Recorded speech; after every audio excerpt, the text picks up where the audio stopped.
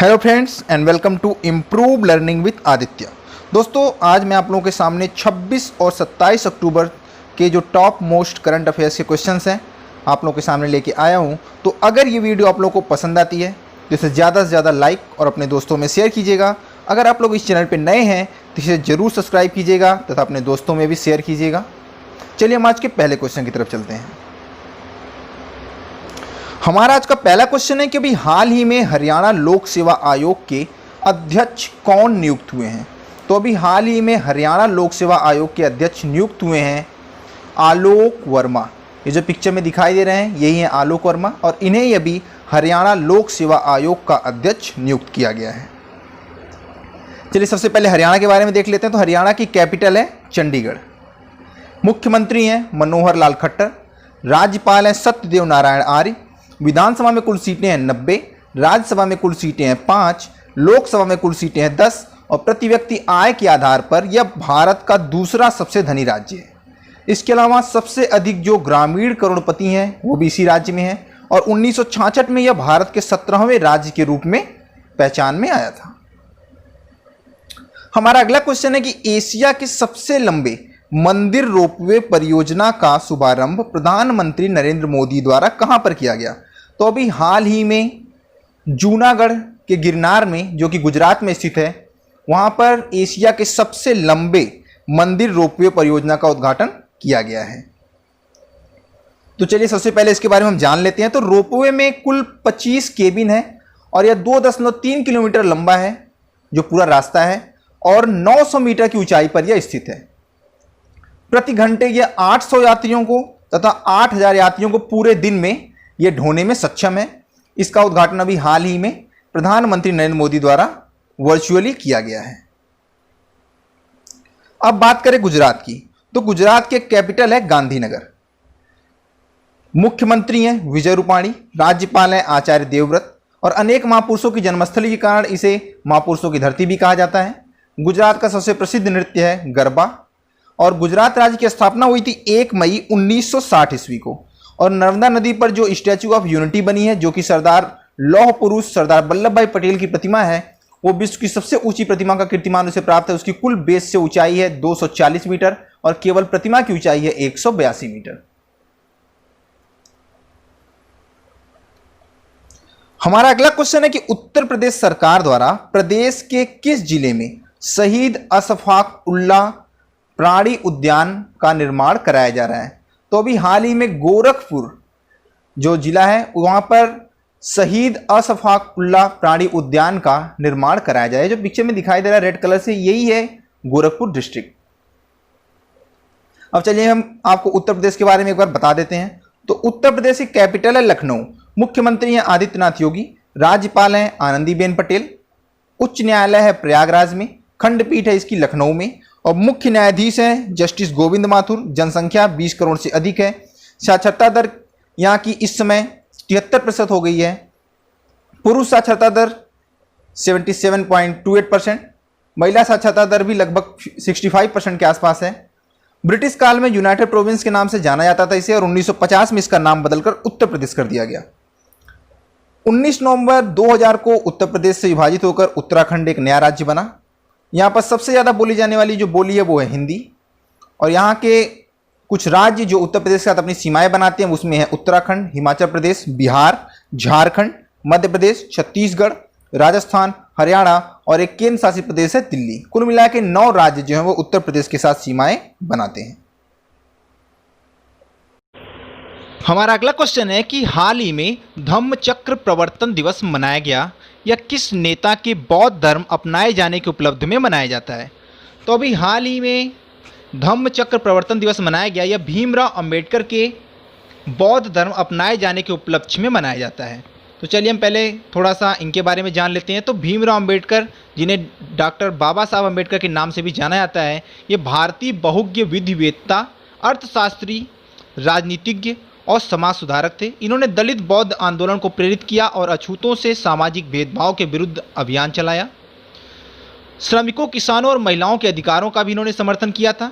वे स्वतंत्र भारत के प्रथम विधि एवं न्याय मंत्री थे और भारतीय संविधान के जनक एवं भारत गणराज्य के निर्माता भी कहे जाते हैं। 1956 में इन्होंने बौद्ध धर्म अपना लिया था और 1990 में इन्हें इनके मृत्यु के पश्चात भारत के सर्वोच्च सम्मान भारत रत्न से सम्मानित किया गया। 14 अप्रैल को उनका जन्म दिवस अंबेडकर जयंती के रूप में भारत के साथ साथ पूरी दुनिया में भी धूमधाम से मनाया जाता है। अब बात करें बौद्ध धर्म की, तो बौद्ध धर्म के संस्थापक थे गौतम बुद्ध, जिनका बचपन का नाम था सिद्धार्थ। बौद्ध धर्म की जो भाषा है वो पाली थी, जितने भी उपदेश दिए गए हैं वो पाली भाषा में दिए गए हैं। बौद्ध धर्म के 3 संप्रदाय हैं, हीनयान, महायान, ब्रजयान, लेकिन सबसे ज़्यादा जो प्रसिद्ध जो संप्रदाय है वो है हीनयान। गौतम बुद्ध का जन्म 563 ईसा पूर्व में कपिलवस्तु के लुम्बिनी नामक स्थान पर हुआ था और गौतम बुद्ध को लाइट ऑफ एशिया के नाम से भी जाना जाता है। सामाजिक मोह माया को त्याग कर ये 29 वर्ष की आयु में सत्य की खोज में निकल पड़े थे। इनके जो गृह त्याग की घटना है, बौद्ध धर्म में उसे महाभिनिष्क्रमण के नाम से जाना जाता है। गौतम बुद्ध के जो प्रथम गुरु थे वो थे आलार कलाम और 6 वर्षों की कठिन तपस्या के बाद इन्हें वर्तमान में बोध गया में जो निरंजना नदी के तट पर पीपल के वृक्ष के नीचे ज्ञान प्राप्ति हुई थी। हमारा अगला क्वेश्चन है कि अभी हाल ही में 2020 पुर्तगाली ग्रैंड प्रिक्स का खिताब किसने जीता है? तो ये जो पिक्चर में दिखाई दे रहे हैं ये है लुइस हैमिल्टन और इन्होंने ही अभी 2020 पुर्तगाली ग्रैंड प्रिक्स का खिताब जीता है। अब 2020 में जितने भी ग्रैंड प्रिक्स हुए हैं उनके विजेताओं के नाम आपको बता देता हूं। तो सबसे पहले हुआ था ऑस्ट्रियन ग्रैंड प्रिक्स, जिसके विजेता थे वोल्टरी बोटास, वे मर्सिडीज के ड्राइवर हैं, वो फिनलैंड से संबंधित हैं। स्टीरियन ग्रैंड प्रिक्स लुइस हैमिल्टन ने जीता, ये भी मर्सिडीज के ड्राइवर हैं और ये ग्रेट ब्रिटेन के हैं। हंगेरियन ग्रैंड प्रिक्स वो भी लुइस हैमिल्टन ने जीता। British grand prix Lewis Hamilton ने जीता और जो ग्रैंड प्रिक्स की 70वीं एनिवर्सरी पे जो रेस हुई थी उसे मैक्स वर्स्टप्पन ने जीता, जो कि रेड बुल के ड्राइवर नीदरलैंड से संबंधित हैं। Spanish grand prix Lewis Hamilton ने जीता। बेल्जियन ग्रैंड प्रिक्स भी लुइस हैमिल्टन ने जीता। इसके अलावा Italian grand prix Pierre Gasly ने जीता, जो कि फ्रांस से संबंधित हैं। Tuscan grand prix Lewis Hamilton ने जीता। रशियन ग्रैंड प्रिक्स वोल्टरी बोटास ने जीता। ईफेल ग्रैंड प्रिक्स लुइस हैमिल्टन ने जीता और अभी हाल ही में संपन्न हुई पुर्तगाली ग्रैंड प्रिक्स भी लुइस हैमिल्टन ने जीता। हमारा नेक्स्ट क्वेश्चन है कि हाल ही में किस देश में no mask no service policy की घोषणा की गई है? तो हमारा जो अभी पड़ोसी देश है बांग्लादेश, वहां पर no mask no service policy की घोषणा हुई, अर्थात कोई भी सर्विस नहीं की जाएगी। आपको आप दुकान पर जाते हैं, कहीं भी जाते हैं, आपको मास्क ला के जाना है, तभी आपको सर्विस प्रोवाइड की जाएगी। भारत और बांग्लादेश की सेनाओं के बीच जो अभ्यास होता है वो संप्रीति अभ्यास है। इसके अलावा बांग्लादेश की राजधानी है ढाका, राष्ट्रपति है अब्दुल हामिद, प्रधानमंत्री हैं शेख हसीना, करेंसी है टका और अभी जो अंडर 19 वर्ल्ड कप हुआ था 2019 में उसकी विजेता भी बांग्लादेश है, जिसने भारत को हराया था। और बांग्लादेश के साथ सीमा बनाने वाले भारत के कुछ राज्य हैं पश्चिम बंगाल, असम, मेघालय, त्रिपुरा और मिजोरम। हमारा अगला क्वेश्चन है अभी हाल ही में किस राज्य में भाग्य लक्ष्मी योजना का शुरुआत हुई है? तो कर्नाटक में यह भाग्य लक्ष्मी योजना की शुरुआत हुई है। वैसे तो इस योजना का शुभारंभ जुलाई में ही हो गया था, लेकिन इस समय काफ़ी चर्चा में है। तो इसमें क्या है कि यह आर्थिक रूप से कमजोर परिवार के लिए एक महत्वाकांक्षी योजना है। सरकार ने महिला शिक्षा को बढ़ावा देने, लड़कियों के अनुपात में सुधार लाने के लिए इस योजना की शुरुआत की है। इस योजना का उद्देश्य कन्या भ्रूण हत्या रोकने, बेटियों के जन्म को बढ़ावा देने, महिला सशक्तिकरण करना है। इस योजना के अंतर्गत सरकार द्वारा बेटी के जन्म से लेकर उसकी शिक्षा तक के लिए आर्थिक सहायता उपलब्ध कराई जाती है। इस योजना का मकसद है कि कोई भी अपनी बेटियों को बोझ ना समझे, बल्कि उनके भविष्य को उज्जवल बनाने की सोचे। इस योजना के तहत बेटियों को एक वर्ष में अधिकतम 25,000 रुपये तक का स्वास्थ्य बीमा कवर भी मिलता है। इसके अलावा 10वीं कक्षा तक 300 रुपये से 1,000 रुपये तक का वार्षिक छात्रवृत्ति भी दी जाती है। आर्थिक रूप से कमजोर परिवारों में बालिकाओं के जन्म को बढ़ावा देने के लिए ये योजना प्रारंभ की गई है। अब बात करें कर्नाटक की, तो कर्नाटक की कैपिटल है बेंगलुरु, मुख्यमंत्री हैं BS येदियुरप्पा, राज्यपाल हैं वजुभाई वाला। साक्षरता दर वर्तमान में 70% हो गई है। कुल जनसंख्या का 83% वहाँ पे हिंदू हैं, 11% मुस्लिम हैं तथा शेष अन्य धर्मों के लोग हैं। अगर बात करें साक्षरता दर में सबसे नीचे वाले राज्य की, तो वो है आंध्र प्रदेश, जिसकी साक्षरता दर वर्तमान में 66.6% है। हमारा अगला क्वेश्चन है कि हाल ही में किस देश की केंद्र सरकार ने सेना की कैंटीन में विदेशी वस्तुओं की बिक्री पर पूर्णतः प्रतिबंध लगा दिया है? तो भारत की सरकार ने जो सेना की कैंटीन है वहां पर विदेशी वस्तुओं की बिक्री पर पूर्ण रूप से प्रतिबंध लगा दिया है। हमारा अगला क्वेश्चन है कि हाल ही में हुए एक सर्वे के अनुसार 2019 में घरेलू पर्यटकों को आकर्षित करने वाला राज्यों में शीर्ष पर कौन सा राज्य है? तो उत्तर प्रदेश राज्य वो घरेलू पर्यटकों को आकर्षित करने वाले राज्यों में शीर्ष पर है। बात करें दूसरे स्थान पर तो तमिलनाडु राज्य है। अगला क्वेश्चन हमारा है कि हाल ही में किसान सर्वोदय योजना का उद्घाटन किस राज्य में प्रधानमंत्री नरेंद्र मोदी द्वारा किया गया? तो अभी गुजरात राज्य में किसान सर्वोदय योजना का उद्घाटन प्रधानमंत्री नरेंद्र मोदी द्वारा किया गया। तो इस योजना के बारे में जान लेते हैं। तो किसान सर्वोदय योजना के तहत किसानों को सुबह 5 बजे से रात 9 बजे तक खेतों की सिंचाई के लिए विद्युत आपूर्ति की जाएगी। इसके अलावा दोस्तों अभी गुजरात के जूनागढ़ में ही गिरनार रोपवे का भी उद्घाटन प्रधानमंत्री नरेंद्र मोदी द्वारा किया गया। अगला क्वेश्चन हमारा है सतर्कता जागरूकता सप्ताह हर साल कब मनाया जाता है? तो 27 अक्टूबर से 2 नवंबर के बीच में हर साल सतर्कता जागरूकता सप्ताह मनाया जाता है। बात करें अपने CVC अर्थात चीफ विजिलेंस कमिश्नर की, तो वो है संजय कोठारी। अगला क्वेश्चन हमारा है कि अभी हाल ही में किस देश के एक स्क्वायर का नाम हरबंस राय बच्चन जी के नाम पर रखा गया है? तो अभी हाल ही में पोलैंड में एक स्क्वायर का नाम हरबंस राय बच्चन जी के नाम पर रखा गया है। तो बच्चन जी की कुछ प्रसिद्ध कविताएं, उनकी रचनाओं के बारे में आपको बता दूं तो कविताएं हैं तेरा हार, मधुशाला, मधुबाला, मधुकलश, निशा निमंत्रण, एकांत संगीत, आकुल अंतर, सतरंगिनी, हलाहल, बंगाल का काव्य, खादी के फूल, मिलन यामिनी, नीड़ का निर्माण फिर जो है वो आत्मकथा रचनावली के अंतर्गत आता है, धार के इधर उधर, आरती और अंगारे, प्रणय पत्रिका, दो चट्टाने, उभरते प्रतिमानों के रूप के अलावा और भी बहुत सारी इनकी प्रसिद्ध कविताएं हैं। बात करें आत्मकथा रचनावली की तो क्या भूलूं क्या याद करूं, बसेरे से दूर, 10 द्वार से सोपान तक, बच्चन रचनावली के 9 खंड।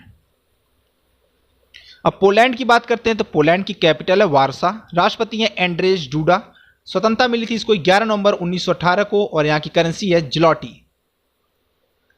हमारा अगला क्वेश्चन है कि हाल ही में किस राज्य में महिला शिकायतकर्ताओं के लिए एक ग्लास रूम स्थापित करने की घोषणा की गई है? तो अभी उत्तर प्रदेश राज्य में महिला शिकायतकर्ताओं के लिए एक ग्लास रूम स्थापित करने की घोषणा की गई है, क्योंकि हाल ही में अभी उत्तर प्रदेश में महिलाओं के खिलाफ अपराधों में काफ़ी ज़्यादा वृद्धि हुई है। तो इनको देखते हुए अभी उत्तर प्रदेश में एक महिला शक्ति के नाम से एक सप्ताह मनाया गया था, शक्ति सप्ताह, जिसके अंतर्गत जो महिलाओं से संबंधित अपराध थे उनका निपटारा काफ़ी तेजी से किया गया। हमारा अगला क्वेश्चन है कि हाल ही में नीति आयोग ने शहरी विकास शिक्षा प्रणाली में सुधार के लिए एक सलाहकार समिति का गठन किया। इसके प्रमुख कौन नियुक्त हुए हैं? तो जो पिक्चर में दिखाई दे रहे हैं राजीव कुमार, जो कि वर्तमान में नीति आयोग के उपाध्यक्ष भी हैं। चलिए हम नीति आयोग के बारे में जान लेते हैं। तो नीति आयोग का गठन हुआ था 1 जनवरी 2015 को। योजना आयोग की जगह इसने ली थी। हेडक्वार्टर इसका है नई दिल्ली में। इसके अध्यक्ष हैं भारत के प्रधानमंत्री और उपाध्यक्ष हैं राजीव कुमार और इसके CEO हैं अमिताभ कांत। अगला क्वेश्चन हमारा है कि अभी हाल ही में वैवेल राम कलावन जो कि भारतीय मूल के हैं, ये किस देश के नए राष्ट्रपति चुने गए हैं? तो अभी सेशेल्स के नए राष्ट्रपति चुने गए। ये जो पिक्चर में दिखाई दे रहे हैं यही है वैवेल राम कलावन। तो चलिए हम सेशेल्स के बारे में देख लेते हैं। सेशेल्स की कैपिटल है विक्टोरिया। राष्ट्रपति हैं यही वैवेल राम कलावन। मानव विकास सूचकांक यहाँ का 71वां है जो कि उच्च है और करेंसी है यहाँ की सेशेल्सी रुपया। अगला क्वेश्चन हमारा है कि अभी हाल ही में फ्लिपकार्ट ने Aditya Birla fashion and retail में कितने प्रतिशत शेयर खरीदने का फैसला किया है? तो अभी हाल ही में 60.8%, 7.8% जो शेयर है वो Flipkart Aditya Birla fashion and retail में खरीदेगा। तो चलिए हम पहले फ्लिपकार्ट के बारे में देख लेते हैं। तो फ्लिपकार्ट की स्थापना हुई थी 2007 में और इसके संस्थापक एवं प्रमुख हैं सचिन बंसल एवं बीनी बंसल। यह एक ऑनलाइन शॉपिंग प्लेटफॉर्म है और 2018 में अमेरिका की मल्टीनेशनल कंपनी वॉलमार्ट ने फ्लिपकार्ट की 77% हिस्सेदारी, 77% जो हिस्सेदारी है वो 1.07 लाख करोड़ में खरीद लिया था।